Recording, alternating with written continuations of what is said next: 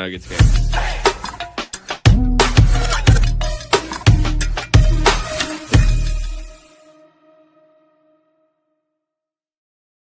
An overtime win for the Avs Spring in the nation's capital. 3-2 is the final. Brock Nelson gets his 32nd goal of the year, his second goal since returning from Milan with a gold medal around his neck, part of Team USA. A game in which Alexander Ovechkin scores his 1,000th career goal combined between the regular season and postseason. The only guy who has more than he does is the great Wayne Gretzky at a total of 1,016. But the big news today, the Avs in a game in which, like, they admittedly didn't have their best. They found a way to get past a team that just wanted to slow the game down and gum it up. And I thought it was a great performance from Mackenzie Blackwood. I thought it was a couple of gritty, grimy, hardworking goals. Now, the first one was a little bit of a gift, but you know what? 5 points up on Dallas, and Dallas has a tough game today at home against the Vegas Golden Knights. You got to be feeling pretty good about yourselves. Yeah, just like that. Just like that. It reminded me of the Winnipeg game. That was a week ago today. Except this time they came out on top because they made a couple plays. They couldn't score until Natchez scored in the 6-on-5 late in the Winnipeg game. Marty Natchez in overtime. Especially that the final sequence. Oh my goodness. He was a man possessed. And Avs had possession of the puck the entirety of overtime, which was like a minute and a half or so. Natchez was tremendous. Good keeping by Devon Taves. But overall, Logan Thompson, that's a turnover that you do something like that behind your own net and Natchez picks it up. Boom, finds Gabe Landeskog. Great to see Gabe Landeskog back today, and he as the game went on reassumed his spot on the top line, and as expected, Nichushkin went back down to the second line. Kadri down to the second line. Landy's that guy. Landy's your top line wing with Natchez and McKinnon, and it's the best line in the NHL. The second goal, with Gavin Brindley with the check along the boards, Bardakov the keep in, and then Nick Waugh. Nick Waugh is really good at gathering pucks in tight quarters and then quickly shooting them on net. They just made plays. Like, they were trending in the better direction. Washington played a really solid game. It was kind of a boring game, and then it got fun. The Ovi goal did make it. I know that sucked, but that was kind of cool. History. Yeah, that was kind of cool to see today. Yeah, especially with him just holding his twig up, waiting for that one-timer. Like, you've seen it literally hundreds of times he's scored that goal in his career, and you could just feel it happening when they get their fifth power play. Now, the refereeing was pretty crappy. For Colorado not to have a power play outside the first period was a little bit ridiculous. First power play was very good and dangerous. The second one was terrible. The penalty kill going 4 or 5, honestly, like, I thought they were great. Now, Washington's power play isn't great, but when you trot Alexander Ovechkin out there, if you give him 5 chances, of course he's going to be dangerous from that opposite side. He's the greatest goal scorer in the history of the National Hockey League for a reason. It was cool to see. I think I'd be saying it a little bit less enthusiastically. Sure, right now of course. if Colorado hadn't gotten the extra point, like, full transparency. I thought your point about Marty Natchez was awesome. For him to hold possession like that and take his patience. It's something that, like, Nate doesn't really have in the 3-on-3. Nate wants to make a play now. He wants to make a play now. That's a great point. Now. And Nate just like, brother, I got time. I can hang out and I can wait until the high side forward. I want to say it was Pierre-Luc Dubois. It could have been Alexei Protas. I can't remember who was on the ice. I'll go back and take a quick look at the NHL's little, like, goal tracker thing. I'm just going to wait it out until this guy completely falls asleep. And that's what happened. Like, you saw the players hit it here. I'm going to get it right now. The player on the Faravari was the final player that he broke the ankles of. Okay. But the weak side high player was Pierre-Luc Dubois. Was the guy who's supposed to be checking Brock Nelson at that point. And you see Dubois' head go towards Natchez, who's kind of like lulling Washington to sleep. And once his head snaps toward Natchez, Nelson goes to the back post. And you go, there it is. Here it is. Yeah. And Nate doesn't have that patience. No, it's a great point. Yeah, Nate doesn't really do that. And that's what you really should do in 3-on-3 overtime. I mean, it's not real hockey. Had Dallas beaten Colorado in overtime on Wednesday, and look, the Avs dominated that overtime. They just couldn't score. Jake Ottinger was great. It's more authentic than the shootout. I mean, the shootout is, and for the record, I like the shootout because I don't like ties and I want a result. It's 100 times better than a tie. Yeah, it's way better than a tie. You can't keep him out there more than 5 minutes. It's the only way you can really end that thing, but it's not real. So, okay, Dallas got the 2 points. Great. Hockey God spoke. The Avs have picked up 4 out of 4 points since. Dallas did not get a full 2 points yesterday in Minnesota. They're 5 points clear of Dallas. Oh my gosh, sky is falling. How could the Avs not win that shootout? How could the Avs not come away with all 2 points? It's fine. It's fine. And I thought Washington, like, they reminded me, it wasn't the Pittsburgh game. Like, the Pittsburgh game was a complete suck fest. Eggs still in the hunt. Washington's still in the hunt. It's on their ice. They're capable teams. They played their best. Today, the Avs were able to make a couple plays. And I mean, Marty Necas, like, that is probably the story for me, especially down the stretch, that this guy has turned into a legit elite player. I mean, he's not McKinnon and he's not McDavid and he's not Kucherov, but he is. I mean, he's in that second tier, firm. To me, he's firm in that. If you want to say like Mikko Rantanen is this or that, okay, Marty Necas is right there on that level. If you're gonna have that top tier, so let's tier those players out. Kucherov and just forwards, mind you. We're not gonna put defensemen in here. Just forwards. So let's tier it out. It goes Kucherov, McDavid, McKinnon.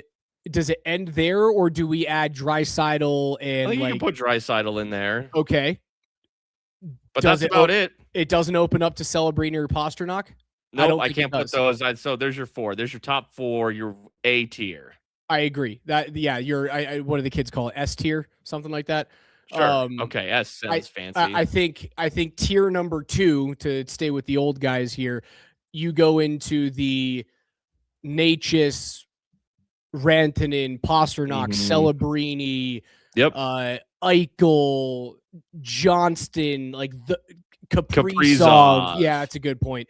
Those types of players. I don't know. I'm just looking at the points leaders now. I mean, Necas is in that group, dude. He's right there in that group.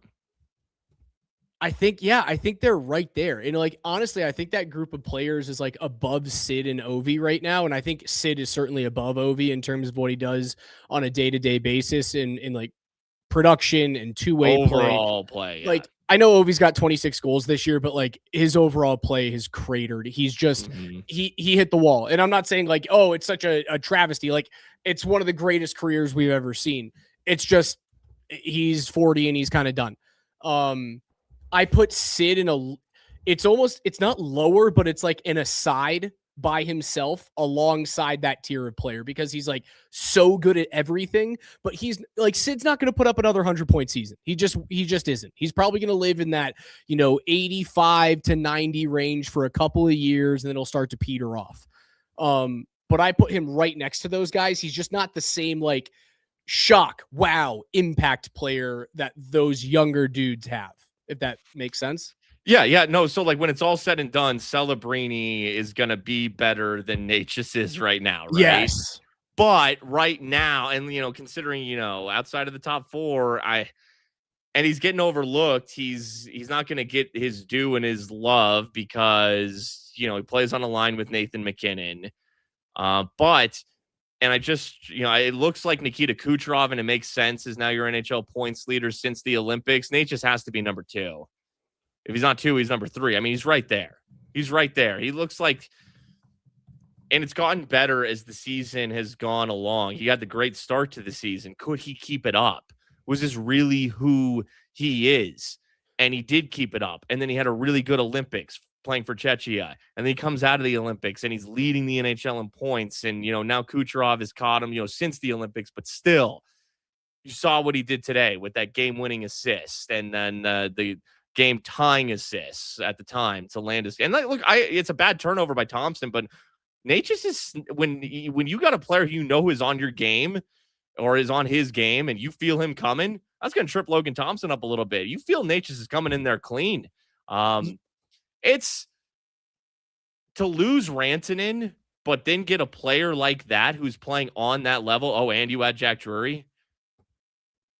That's why they're so loaded right now. And do you think Lekkonen's playing Tuesday in Pittsburgh? O'Connor, Colton. What is this team going to look like when they're 100% healthy? Yeah, Bednar said that he expects those players to impact the team on this road trip. So I think you're going to see. I'd be shocked to see O'Connor, but he's been skating for a while. Like maybe you just allow OC to be on a trip with the fellas and just be like around the game day routine and around like getting up out of the hotel and then getting on the team bus and going to morning skate, but not playing that night. But like you're getting back into the professional rhythm of things to get your body and your mindset right, and then you bring him back when you return home. You did hit it square on the head, Spring. Since returning from the Milan Olympics, Nikita Kucherov leads the league with 27 points in 13 games. Natchez is second in the league with 24 in 14 games. McKinnon's got 21 points in that same time frame. So Marty Natchez, second league-wide in points behind Kucherov since the return to play from the Olympics. Yeah, man. Month. It's been a great month from him. I didn't think he was going to be this good. I knew he was a really good player. I knew he was impactful. I did not think he's got like an outside chance, man, to hit 100 points this year. What does he have? He's got 86. So he needs 14 points in his final 12 games, right? They've played 69, 13 games, 12 games. 13. Games. If they played a very nice 69 games, then that would be 13. Oh, okay, there we go. Oh yeah, because you have to count the one that you're playing. That makes sense. He could do it without a doubt. Yeah. He could do that. 13. That's a point per game essentially, and that's how he's playing right now. Second in the NHL in points since the Olympics. That's like a point per game player. In order to do that, you got to be like a point per game player. So. Yeah, and then when the lineup fills out, and now Landeskog's back, that's your top line. Nelson, I'm starting to think maybe they are going to go Kadri 3C. They seem to want him to get him into center, so it would be Nelson, Nichushkin, Lekkonen, and then it would be Kadri, Waugh, Colton. I'd be okay with that. And then your fourth line is your fourth line from the postseason last year with O'Connor and Kelly and Drury. Yep. I'm okay with that. And then if you need to switch it up, you've proven that you can play the three centers on a line together. You've proven that Nichushkin, Landeskog, and Nelson work together if you want to do that, right? Like I know they didn't score in Dallas, but they were a puck possession monster. And I think for most people, if you play that series again and that line plays the same way, they probably score. And Gabe Landeskog is playing in the first two games. Without a doubt. You don't shoot yourself in the foot and say, hey, we don't need him the first two games. Mistake. Yeah. It was a solid win tonight, man, on a game that like it could have lulled you to sleep and you could have gone down 1-0. Like Blackwood had to make some big saves. The save he makes on the 2-on-1 on Tom Wilson, the breakaway save that he makes, the save that he makes on Alexei Protas and Pierre-Luc Dubois. Like he made some big time saves to keep this a 1-goal game. And if you don't have that, man, you're down 2-0 with like 7 minutes to go, 9 minutes to go, and you're not winning. I know they scored early in the third period, but you kind of get what my drift is. If you go down 2-0 in the second, I don't know if you score that early in the third. Without Mackenzie Blackwood, man, they don't win today. They don't do it. No, and it was so I'm surprised he started. We were talking about this. What were they going to do for the final 3 games of the road trip with Mackenzie starting game 1 in Chicago? And not just all 3, but specifically today's game as well. And I was thinking Wedgwood. I thought it would be an alternating situation. And Wedgwood got you the huge win or the huge performance against the Stars, and had been the guy, all year in terms of just the better play. So I thought they would alternate and it would be Wedgwood today, but no, they go back to Blackwood. Little curveball. Wasn't expecting that. So he played well, though. You got to think they go back to Wedgwood for now. He's got to start Tuesday, right? I would be shocked. I know Mackenzie, unless Mackenzie's the guy. and he's coming off 2 straight wins, and now you're just starting McKenzie on Tuesday against Pittsburgh, and it's like, hey, Scott, you played very well, but McKenzie's starting to round into form, and he's the guy we want. We're going to throw him out there for a 3rd straight start. No back-to-backs. I mean, that's normal. I don't know. What do you think? I think they want McKenzie. In a perfect world, Spring, Mackenzie Blackwood's their starter in the playoffs. I agree. If you ask the brass and you ask the coaching staff, in a perfect world, they want to be comfortable with Mackenzie Blackwood plays 16 games in the playoffs. And if he has a bad day and he gets pulled, or if he gets injured, Wedgwood could come in and win some things, or win some games rather. I'm okay with it, but I think the coaching staff and the brass goes, we paid for our number one. He prototypes as the number one. He played great against Dallas in the postseason last year, when you expect him to do it again this season. So, I mean, it's possible he starts on Tuesday, which, and I know some Avs fans could look at that and say, but Wedgwood's been so good. And yeah, it was a couple good starts for McKenzie, but it was Chicago and it was Washington. Fine. But yeah, it's if you were to add, like you said, if you were to ask the organization, who they, go back to day one of the regular season, even throughout, he's the guy that, I'm not saying that they want it to be, but he's just the guy who's been in line for it. So it'll be interesting. And it could be Wedgwood. Wedgwood could get back to back. It could be Wedgwood Tuesday, Thursday. I have no idea at this point who's going to start in net any given night. The only one I really care about, man, is who gets the start Saturday in Dallas. 2 Saturdays from now, who gets that start? Because I think that tells you who your starter is in the postseason. I really do. Especially if McKenzie's going to play well, then that's, if they're both playing well, then that's your indication. Yeah. Whoever, because if one of them's not playing well, then it's, well, it would also probably be obvious, but still. But again, dude, it's so weird. Like, they lack energy when he's starting for them. And I don't know if it's because they think he's the better goalie, so they're like, oh yeah, we'll be fine. Whenever I had a better goalie behind me, I never lacked energy. I lacked attention to detail. When I had an elite goaltender on my team, I was like, okay, I can run and gun now.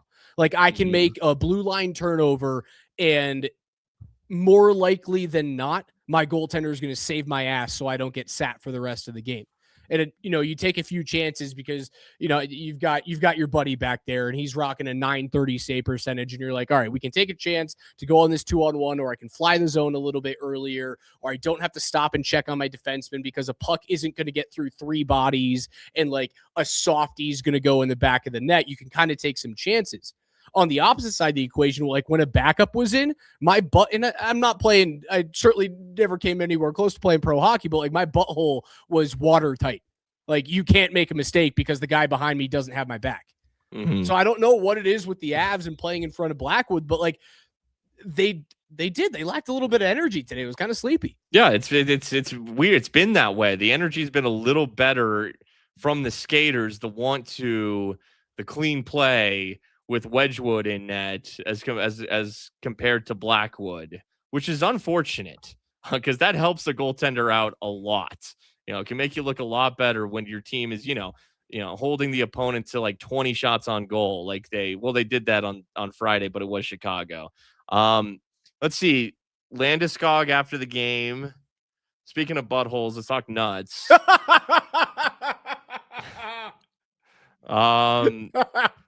He said he took a 96-mile-an-hour shot to the nuts. He had a quick surgery to fix some things, and he's good to go. Oh, yeah. That's got to be surgery to relieve swelling to make sure he doesn't lose a nut, dude. That's exactly what that has to be. Is it like I guess I don't want to get too graphic, but it can like kind of go upwards. You know what I'm saying? Who knows? I don't know what the heck's happening. I had a buddy who played lacrosse. I had a buddy who played lacrosse in high school who was a goalie, and someone ripped like an 85-mile-an-hour skip shot at him, and he went down to save it, and it just took a high hop, and he lost 1.5 testicles gone at like the age of 16. Was he wearing a cup? Yeah, but I think it got him underneath. Okay, yeah. So, like, the cup wasn't doing anything. At least when Gabe got hit in the dick this time, it was 96 miles an hour straight to the cup, and he showed you the cup. That thing had a dent in it, so at least it hit him square on. It wasn't coming from underneath at 90 miles an hour. Then we're having a whole different conversation. Also, can we talk about the shit injury luck that Gabriel Landeskog has had in his career? And also, keep him away from Cale Makar. Yeah, but they're going to have to play together a lot because that's your top everything. I know. You know? But Cale slices his knee open and causes him to lose 3 years. And then he comes back and he slips and falls into a net and breaks a rib in the middle of the season. Freak accident again. And then he puts Cale out there on the power play and Cale snipes him in the wiener. There was a Caps player who went hard into the post in the early stages of this game. It reminded me of Gabe going hard into the post. Yeah, I'm so glad he's okay. And I mean, that dent in the cup looked like a bullet hole. Yeah. I mean, that was no joke. Man, they need to. It's 2026. Have we not thought, like, they're still just rocking the same white cups that we've worn since like the 80s, right? Yeah, or man. even beyond. Can Copperfit get on a new cup technology? Yeah, where's Brett Favre when you need him? Yeah, where's Brett Favre? Like, there's got to be something better than that same plastic cup that's been used, since, dudes with mustaches left and right were playing. Dude, I got to ask, the next time I see Gabe, I got to ask him, like, have you guys fined Cale at all for this? Like, for being the biggest menace to your career that there is? Like, I mean, at a certain point, he has to have been fined by this team in Kangaroo Court of like, dude, you're paying for his the next year of road trips when we go out for steak dinners. It's on your dime, Cale. Like, whatever Gabe wants, you're paying for it, dude. I do feel bad for Cale because it's all been unintentional. Yeah, of course it is. They're great friends. Brutal. I'm sure Cale has felt terrible about all of it, and that's not fair because it could have happened to anybody. Wrong place, wrong time. But hey, look, no, sir, because I thought it was a similar game to the Winnipeg game.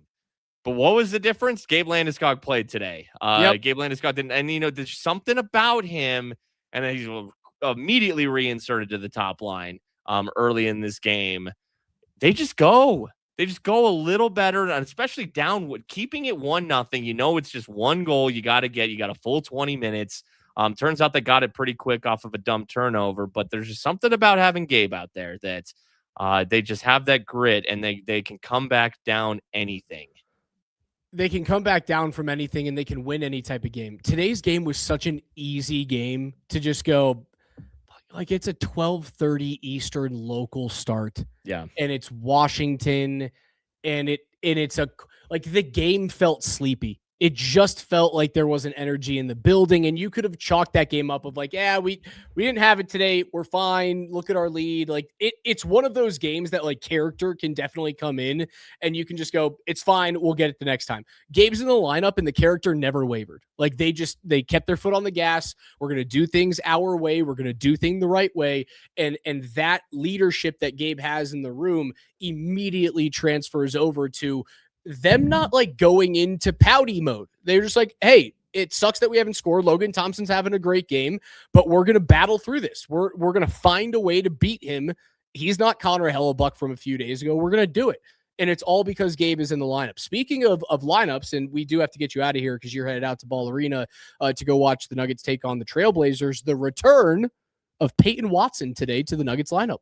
No, I can't believe it. Yeah, I'll be at the game today where they're fully healthy for the first time since, I'll say, Hector was a pup.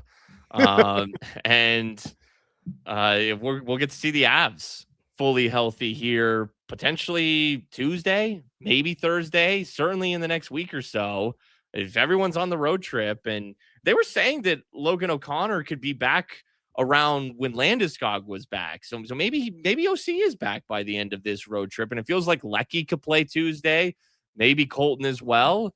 Another play that I liked my final thought, play that I liked in this game, Avs were shorthanded second period, and Parker Kelly got a little breakout, and he put a little nice backhand move.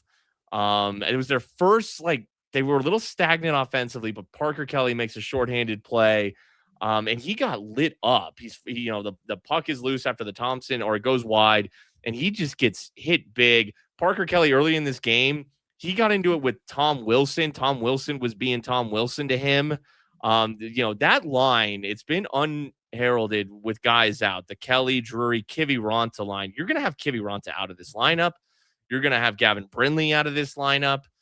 Bardakov made a play. He'll be out. That's depth, man. I mean, it's really good depth that this team has. He is a player that backs down from nobody and nothing. And I tell you, man, when you have a player like that, the energy that it brings up and down a lineup it's unmatched. You can't manufacture that shit. I love it. Spring, get out of here. You got a game to go to. Enjoy it's still beautiful, whether it's just colder than it has been the couple of days. Enjoy the drive over. Have a cocktail. Enjoy yourself. Go Nuggies. Let's get it. The double win day. We got a lot of double win days lately. Let's get another. We'll talk to you guys on Tuesday night after the Avs take on the Pittsburgh Penguins. Our broadcast starts at like 4:30 p.m. on Altitude Sports Radio. Then Spring and I will be here sometime around 8 p.m. Enjoy the rest of your Sunday. Avs win 3-2. Thanks for listening Between the Pipes.